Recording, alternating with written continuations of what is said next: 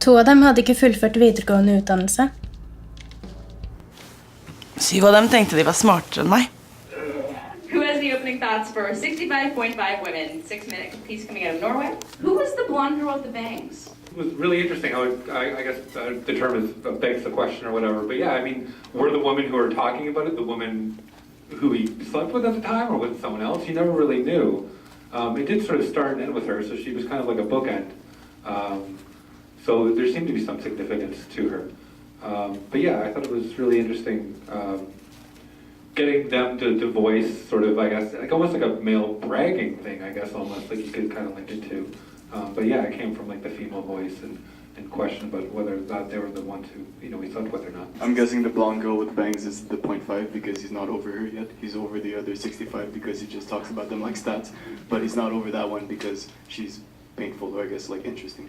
Yeah, it's interesting. That 0.5 thing, I like that idea because I still don't know. But I love the way how the voice was given a visual as to totally different people. Like you see different perspectives from the different visuals of each person saying what is coming from the man talking.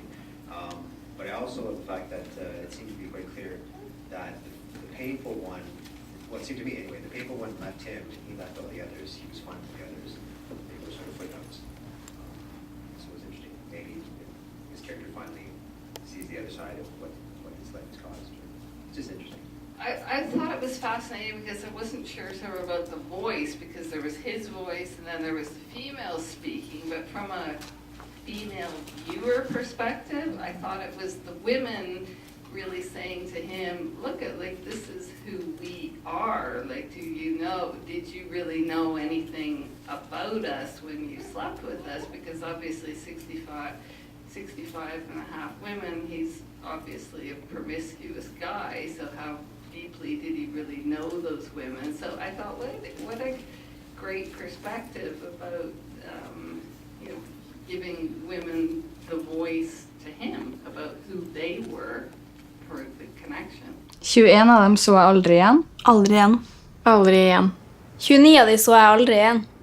I think I've watched too many American films because when I was watching that, I appreciate that half. That was really good. And I thought they're identifying throughout the film, like, will we like this, giving themselves like they're real people, not just one night, whatever.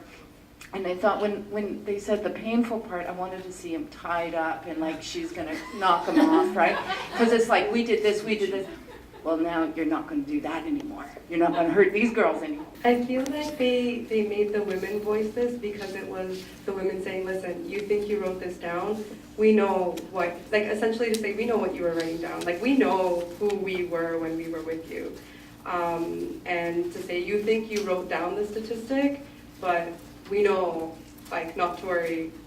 We were there with you. We know we were that statistic, but it's not that much for us. Like it's not. You didn't get the upper hand in that scenario. Which, by saying 65.5, it's like feels like maybe an overwhelming number, but it's like we know it's not that big of a deal. We were there, and it was our choice to be there with you.